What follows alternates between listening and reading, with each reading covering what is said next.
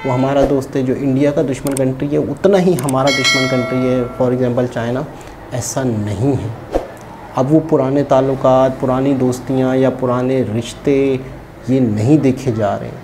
अब total current situation देखी जा रही है कि हमारे मुल्क को किस चीज़ की ज़रूरत है, हमारे मुल्क का किस चीज़ में फ़ायदा है। अस्सलाम वालेकुम, नमस्ते, सत श्री अकाल। उम्मीद करता हूँ ठीक होंगे, खुश होंगे दोस्तों। जहाँ रहें खुश रहें, माँ बाप का ख्याल करें, क्योंकि माँ बाप है तो सभी कुछ है। दोस्तों आज की हमारी वीडियो का टाइटल टोटल हिंदी में है, लेटेस्ट वीडियो है, तो चलते हैं वीडियो की तरफ। अगर भारत नहीं तो पाकिस्तान, नेपाल को इस सोचने पे भारत ही मजबूर करने लगा है, क्योंकि भारत की तरफ से लगे प्रतिबंधों की वजह से नेपाल में एक ऐसी चीज की भारी कमी हो चुकी है जिसकी वजह से नेपाली त्योहार खतरे में पड़ चुके हैं और अपनी जनता के लिए इस बार नेपाल को शायद मजबूरी में पाकिस्तान से इंपोर्ट करना पड़े।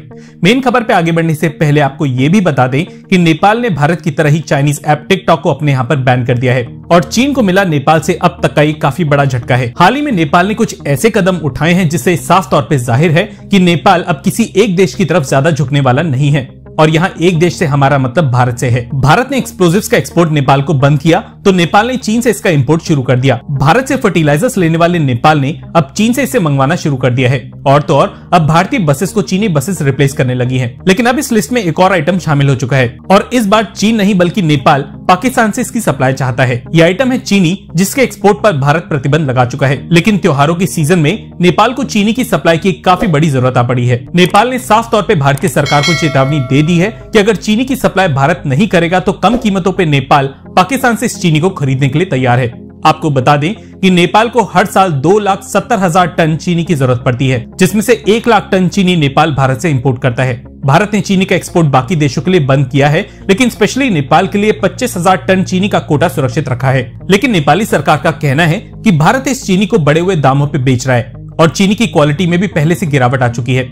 नेपाली सरकार का यह भी कहना है कि भारतीय चीनी पाकिस्तानी चीनी से 25% तक महंगी है और भारत से चीनी की सप्लाई लेना काफी मुश्किल हो चला है। दरअसल भारतीय मार्केट में भी चीनी के दाम कई गुना बढ़ चुके हैं और डोमेस्टिक मार्केट में चीनी के दाम कम करने के लिए ही चीनी के एक्सपोर्ट पे बैन लगाया गया है। इसके अलावा त्योहारों में चीनी की बढ़ती डिमांड ही एक कारण है चीनी के दाम बढ़ने का। चीनी के अलावा नेपाल में नमक की एक बड़ी जरूरत भी भारत से पूरी की जाती है, पर क्योंकि चीनी के मामले में भारत दुनिया का दूसरा सबसे बड़ा प्रोड्यूसर है, इसलिए नेपाल भी अपनी ट्रांसपोर्टेशन कॉस्ट बचाने के लिए ही चीनी भारत से ही खरीदता है। नेपाली कस्टम डिपार्टमेंट के मुताबिक नेपाल करीबन 3 बिलियन रुपए की चीनी हर साल इंपोर्ट करता है और इसमें से भी 80% सप्लाईज भारत से ली जाती हैं। देखिए, नेपाल का पाकिस्तान से चीनी लेना हमारे हिसाब से बिल्कुल भी गलत नहीं है, क्योंकि नेपाली सरकार अपनी आम जनता को राहत पहुंचाने के लिए ही इस कदम को उठा सकती है। इस रिपोर्ट के मुताबिक नेपाल ने इसी अगस्त में भारत से 60,000 टन चीनी खरीदने की परमिशन मांगी थी, लेकिन इस परमिशन को 1 महीने के डिले के बाद भारतीय सरकार की अनुमति मिली। नेपाल की food management and trading company का कहना है कि जो चीनी भारत से सप्लाई की जा रही है वो क्वालिटी में भी काफी खराब है। लेकिन सच तो ये है कि चीनी का इतना बड़ा प्रोड्यूसर होने के बावजूद भारत खुद चीनी की कीमतों को कंट्रोल कर पाने में दिक्कतें उठा रहा है। वहीं पाकिस्तान शुगर के प्रोडक्शन में पूरी दुनिया में 9वें नंबर पे आता है और पाकिस्तान खुद अपनी चीनी के एक्सपोर्ट के लिए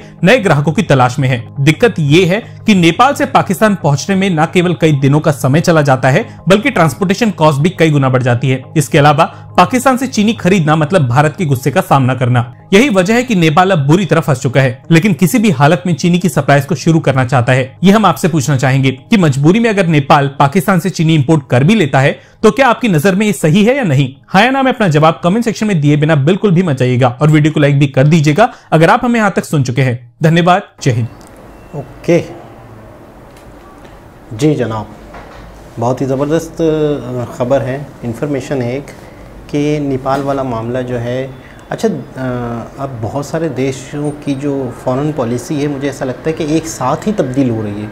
यानी कि हर देश के मामला जो काफ़ी अरसे से 20-20, 25-25 साल से जुड़े हुए थे देशों के साथ, यानी कि जैसे हम बच्चों को पढ़ा रहे हैं कि हमारा ये देश दोस्त है, ये दुश्मन है, ये यूँ है, यूँ है, तो IR जो है या वर्ल्ड रिलेशन जो हैं वो सारा का सारा बदल चुका है। यानी हर देश नए तकाज़े, नए माहौल, नई ज़रूरियात, नई ज़रूरतों के तहत, नई इश्यूज़ की वजह से अपने ही दोस्तों को तब्दील करके दुश्मनों के दोस्तों को दोस्त बना रहा है। कहीं ना कहीं तब्दीलियाँ बहुत बड़े लेवल पे हर जगह आ रही हैं। जैसे इंडिया का वाला मामला है, रशिया वाला मामला है। एक देश दूसरे देश को देख नहीं सकता था, दुश्मन था, लेकिन अब वो इकनॉमिक के हवाले से, अपने देश की कंडीशन के हवाले से दूसरे देशों के साथ, उन देशों के साथ जिनके साथ ताल्लुकात अच्छे नहीं थे, अब वो बना रहे हैं। तो नेपाल वाला मामला भी यही है कि यानी यूँ समझ लें कि बिल्कुल ही बहुत ही करीब है, इंडिया के साथ है और बहुत ही चीज़ें सस्ती पड़ सकती हैं, ट्रांसपोर्ट कम पड़ सकता है और चीज़ें इंडिया से ज़्यादा बेहतर जा सकती हैं नेपाल की तरफ, और बहुत अच्छे ताल्लुकात भी हैं, कल्चर भी बहुत इंडिया के जो वो वाले इलाके हैं जो नेपाल से करीब हैं, नेपाल वाला जो कल्चर है वो भी सेम है। तो अब इसकी वजह से मतलब है कि अब पाकिस्तान से वो ख़रीदेगा या चाइना से ख़रीदेगा, कहाँ से ख़रीदेगा। लेकिन मैं ये सोच रहा हूँ कि अब हर देश अपने नागरिकों की भलाई सोच रहा है। अब हर देश जो है वो अपने आने वाले वक्त से पहले ही, आने वाले वक्त के बारे में पहले से ही सोच रहा है कि हमें हम इन चीज़ों को लेके कंट्रीज़ के साथ ताल्लुकात बनाने हैं। अब या तो एक और चीज़ है कि एक खौफ जो होता था, या एक बड़ा देश या एक छोटा देश, वो चीज़ें भी कम हो रही हैं। अब कोई भी देश बिला वजह या किसी भी बड़े रीज़न के बग़ैर या किसी इश्यूज़ के बग़ैर दूसरे देश पर हमला भी नहीं कर सकता और मामलात भी बिगाड़ नहीं सकता, मुझे ऐसा लगता है। क्योंकि छोटे छोटे देश हैं, अगर वो दूसरे देशों के साथ लड़ रहे हैं या बात से बात कर रहे हैं या टिका के जवाब दे रहे हैं, तो इसका मतलब है जैसे अब सऊदीया है, अब सऊदीया पूरी दुनिया को नहीं देख रहा, पूरी इस्लामिक वर्ल्ड को नहीं देख रहा, वो अपने मफादात देख रहा है। अब जैसे बांग्लादेश है, खान सर की वीडियो में पता चला कि बांग्लादेश भी टोटली इंडिया के पक्ष में नहीं है। जहाँ उसे मफाद है, जहाँ उसको इंपोर्ट एक्सपोर्ट करना है चाइना से, वो करता है। जिस तरीके से मतलब अगर जितना साथ इंडिया ने बांग्लादेश का दिया या जितना सपोर्ट इंडिया ने बांग्लादेश को किया शुरू के दिनों से लेके अब तक, अब बांग्लादेश अपने पैरों पे खड़ा हो रहा है या खड़ा हो गया है, तो अब वो उस तरह से इंडिया को नहीं देख रहा कि नहीं यार, जैसे इंडिया कहेगा या जो इंडिया का दोस्त है वो हमारा दोस्त है, जो इंडिया का दुश्मन कंट्री है उतना ही हमारा दुश्मन कंट्री है, फॉर एग्ज़ाम्पल चाइना। ऐसा नहीं है। अब वो पुराने ताल्लुकात, पुरानी दोस्तियाँ या पुराने रिश्ते ये नहीं देखे जा रहे हैं। अब टोटल करंट सिचुएशन देखी जा रही है कि हमारे मुल्क को किस चीज़ की ज़रूरत है, हमारे मुल्क का किस चीज़ में फ़ायदा है। पास्ट गया भाड़ में, ये मुझे ऐसा लग रहा है मामला।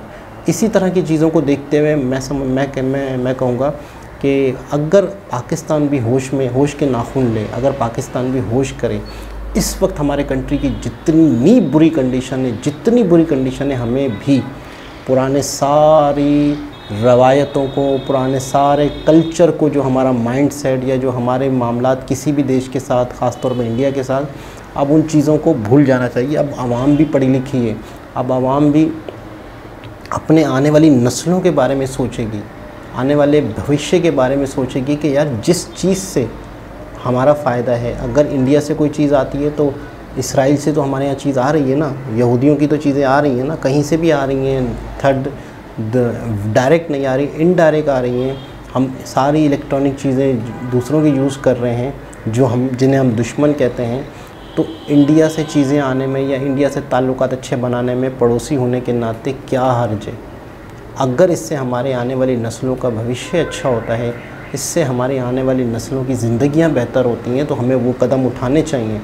हमें सारी दुश्मनियाँ और ये सारी चीज़ों को ख़त्म कर देना चाहिए, जहाँ तक मैं समझता हूँ।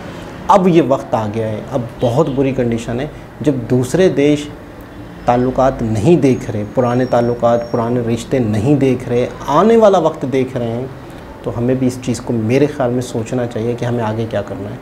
तो लेटेस्ट वीडियो थी, दोबारा किसी और वीडियो के साथ आपसे मुलाकात होगी। जब तक के लिए अल्लाह हाफ़िज़।